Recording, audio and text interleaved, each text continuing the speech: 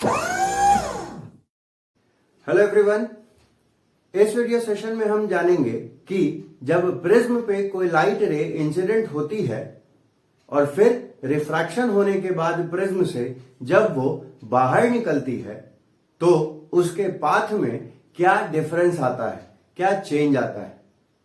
इस चीज को हम एंगल ऑफ डेविएशन के टर्म्स में स्टडी करते हैं, जिसको कि डेल सिंबल से इंडिकेट किया जाता है।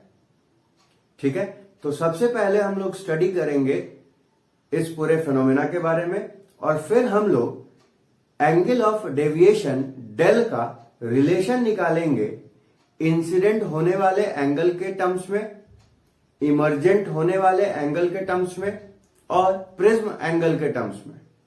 ठीक, उसके बाद फिर हम लोग फर्दर एक स्पेशल केस डिस्कस करेंगे एंगल ऑफ मिनिमम डेविएशन का, कि अगर किसी गिवन रिफ्रैक्टिव इंडेक्स वाले मटेरियल का प्रिज्म बना हुआ है जिसका कि प्रिज्म एंगल डिफाइन होगा, उस केस में मिनिमम डेविएशन का एंगल कितना होगा।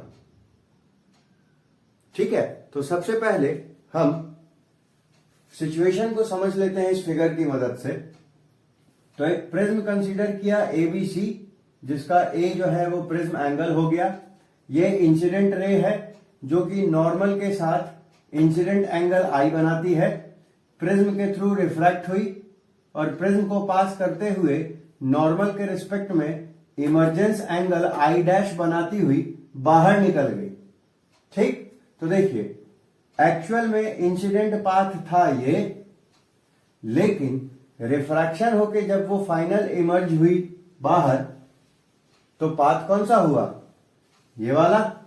तो एक्चुअल पाथ से डेविएशन हुआ, तो यही एक्चुअल पाथ और इमर्जिंग रे का पाथ, इसमें जो डिफरेंस हुआ इसी एंगल को हम एंगल ऑफ डेविएशन कहते हैं, डेल से इंडिकेट करते हैं। ठीक, तो अब जो रिलेशन की बात की कि रिलेशन हम डेल का निकालेंगे इंसिडेंस एंगल के टर्म्स में, इमर्जिंग एंगल के टर्म्स में और एंगल ऑफ प्रिज्म के टर्म्स में, वो कैसे डिराइव करेंगे, कैसे डिफाइन करेंगे वो देखते हैं। उसके लिए एक हिंट है कि हम ये डेरिवेशन याद कैसे रखें अगर एग्जाम में आ जाता है तो। ये जो टॉपिक है ये आपको बोर्ड एग्जाम के लिहाज से थ्योरेटिकली इंपॉर्टेंट है, एज वेल एज इसमें जो हमको फॉर्मूलेज और रिलेशंस मिलेंगे वो आपको कॉम्पिटिटिव एग्जाम्स के पॉइंट ऑफ व्यू से इंपॉर्टेंट है। ठीक है, तो अगर बोर्ड एग्जाम में अगर ये टॉपिक आता है तो इसको याद करने का एक हिंट है, एक तरीका है कि हमको ये स्टेप ध्यान रखना है कि पहले हमको एक ट्रायंगल सॉल्व करना है, फिर उसके बाद एक क्वाड्रिलेटरल की बात करनी है, अगेन एक ट्रायंगल की बात करनी है। तो इस फिगर में कौन सा ट्रायंगल कौन सा क्वाड्रिलेटरल वो देख लीजिए। सबसे पहले हम इस ट्रायंगल की बात करेंगे जो कि ये इंडिकेटेड है, फिर हम क्वाड्रिलेटरल की बात करेंगे ये वाले। ठीक, और फिर हम इस ट्रायंगल की बात करेंगे, मतलब नीचे वाले ट्रायंगल की, है ना। मतलब पहले इस ट्रायंगल से डिस्कस करेंगे डेरिवेशन, फिर इस क्वाड्रिलेटरल से और फिर नीचे वाले ट्रायंगल से। ठीक है, तो हमको प्रॉपर पूरा डेरिवेशन हो जाएगा।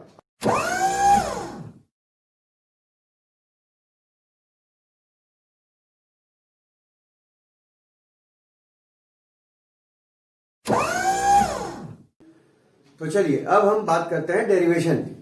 तो डेरिवेशन में हमको सबसे पहले क्या करना था, जैसा हिंट में बताया कि पहले इस ट्रायंगल की बात करेंगे, फिर इस क्वाड्रिलेटरल की बात करेंगे और फिर ट्रायंगल की बात करेंगे, है ना। तो शुरुआत करते हैं पहले ट्रायंगल PQS से। इन ट्रायंगल PQS डेल क्या होगा, एक्सटीरियर एंगल, जो कि अपोजिट इंटीरियर एंगल्स के सम के बराबर होगा।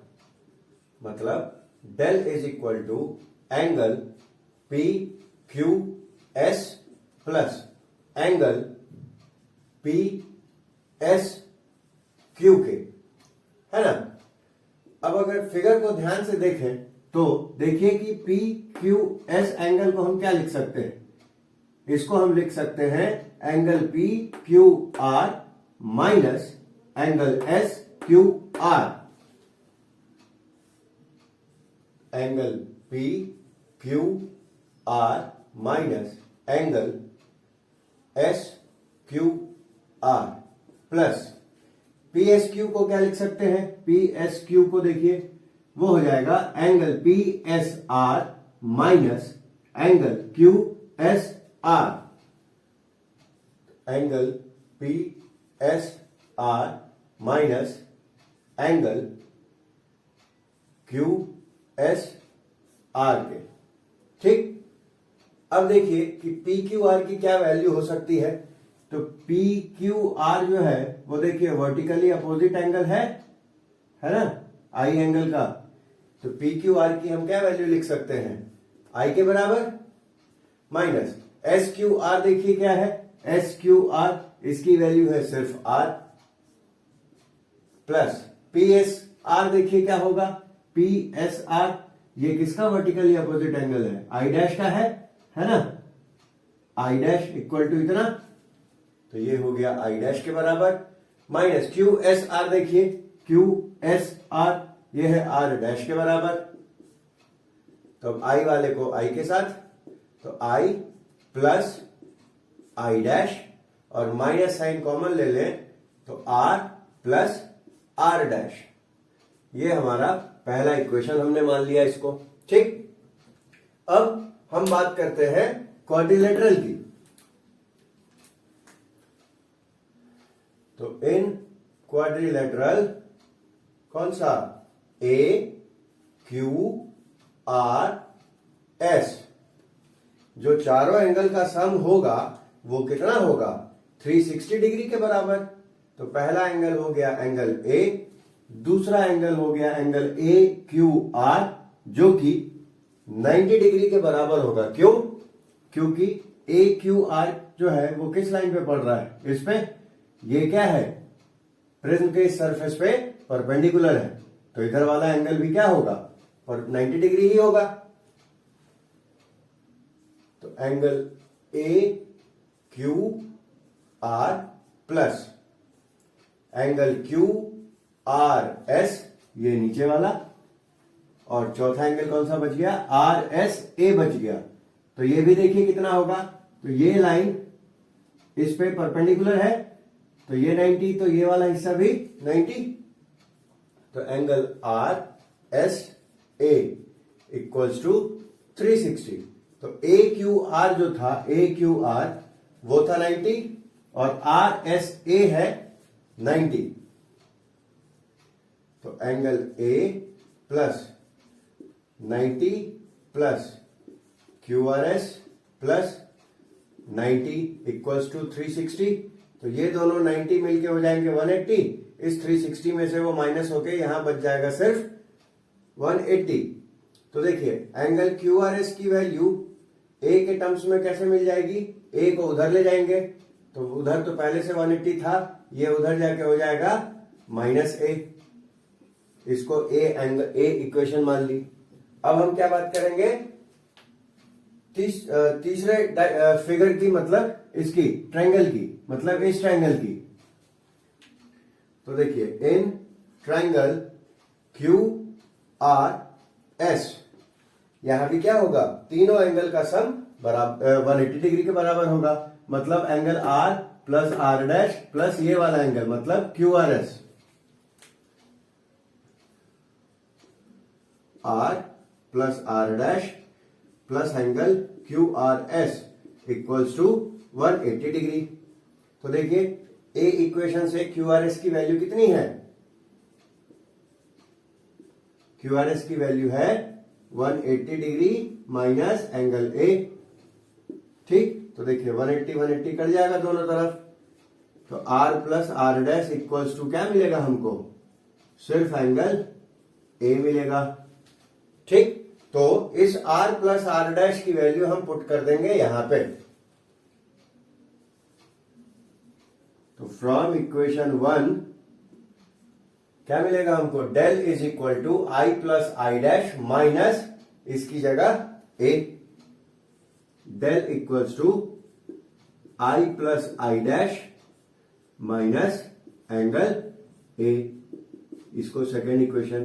तो ये एक आंसर हो गया हमारा, ठीक है, क्लियर है। तो ये हमको रिलेशन स्टैब्लिश हो गया एंगल ऑफ डेविएशन का in terms of angle of incidence I, angle of emergence I dash और प्रिज्म एंगल के टर्म्स में, ठीक।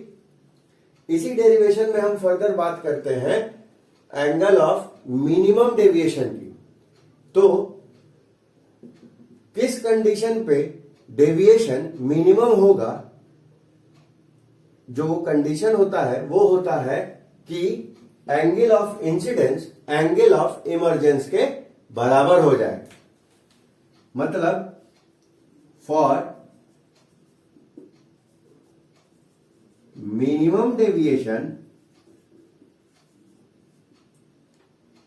जो एंगल ऑफ इंसिडेंस है वो एंगल ऑफ इमर्जेंस के बराबर हो जाना चाहिए, ठीक। तो इस केस में जो एंगल आर है वो आर डैश के बराबर हो जाएगा। तो इन सिचुएशंस के हिसाब से, इन वैल्यूज के हिसाब से हम इस इक्वेशन को मॉडिफाई करते हैं, साथ ही साथ इस इक्वेशन को मॉडिफाई करते हैं पहले। तो देखिए क्या होगा, जब इसमें हम i is equal to I dash का वैल्यू पुट करेंगे तो क्या मिलेगा हमको, डेल की जगह तो हो जाएगा del M, M stands for minimum, है ना, वो हो जाएगा आई प्लस आई डैश है। अब आई डैश इक्वल टू आई है तो आई यहां पे लिख सकते हैं, तो आई प्लस आई क्या हो जाएगा, 2i हो जाएगा, 2i माइनस ए। तो देखिए डेल एम ये अगर इधर आ जाए तो क्या होगा, प्लस में इधर हो गया 2i, तो सिर्फ i की वैल्यू हमको क्या मिल जाएगी, del M plus A divided by 2, 2 नीचे आ जाएगा, तो 2 को नीचे ले लिया, ये हमको यहां से i का वैल्यू मिल जाएगा। अब क्या करना है, इसको यूज करना था इस कंडीशन के साथ। तो यहां r प्लस आर डैश है और आर डैश बराबर है r के, मतलब r प्लस r मतलब 2r, 2r is equal to a। तो सिर्फ r मतलब a/2, है ना। अब लास्ट में हम यूज कर लेते हैं स्नेल्स लॉ। स्नेल्स लॉ मतलब sine i by sine r, ये क्या होता है, रिफ्रैक्टिव इंडेक्स, है ना। यहां ये n क्या हो जाएगा, किसका, रिफ्रैक्टिव इंडेक्स, प्रिज्म के मटेरियल का। अब है कि for small angles sine i approximately बराबर होगा सिर्फ एंगल i के, और साइन r अप्रोक्सीमेटली बराबर होगा सिर्फ एंगल r के। मतलब हम इस रिलेशन को अप्रोक्स सिर्फ i बाई r भी लिख सकते हैं। तो देखिए, तो i by r is equal to n हो गया, तो i की वैल्यू क्या थी, ये वाली, मतलब डेल एम प्लस a/2 बटे में r बाई r। तो r की वैल्यू क्या है, एंगल a/2 इक्वल्स टू ये n है इसमें। तो देखिए एलएचएस में डेल एम प्लस a/2 तो एज इट इज रहेगा, नीचे में जो a/2 था वो पलट के क्या हो जाएगा, 2/a हो जाएगा, है ना। ये एंगल वाला सिंबल मैंने यहां हटा दिया है, तो इससे कंफ्यूज नहीं होना कि क्या हुआ। इक्वल्स टू n, 2 से 2 कट रहा है, तो हो गया डेल एम प्लस a, यहां बचा, बता में a है, ये n हो गया, क्रॉस मल्टीप्लाई कर दें तो del M plus a is equal to N A, है ना। तो सिर्फ डेल एम कितना हो जाएगा, एन ए में से ये वाला a माइनस हो जाएगा, तो अगर a को कॉमन ले लें तो n माइनस 1 इंटू ए हो जाएगा। ये हमको फाइनल डेरिवेशन मिल जाता है, ठीक, क्लियर है। तो होप स्टूडेंट्स कि ये पूरा डेरिवेशन आपको क्लियरली समझ में आ गया होगा। ये आपको बोर्ड एग्जाम के पॉइंट ऑफ व्यू से भी इंपॉर्टेंट है, साथ ही साथ जो इसमें फॉर्मूलेज मिले हैं वो कॉम्पिटिटिव एग्जाम्स के लिए भी उतने ही इंपॉर्टेंट हैं।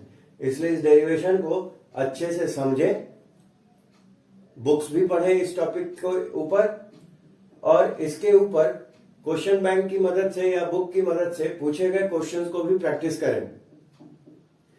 और अगर कोई डाउट होता है या कोई कंफ्यूजन है इस टॉपिक में तो आप मुझे मेरे नंबर 9179979001 पे व्हाट्सएप के थ्रू या वॉइस कॉल के थ्रू कांटेक्ट कर सकते हैं। Okay students, best of luck, bye bye.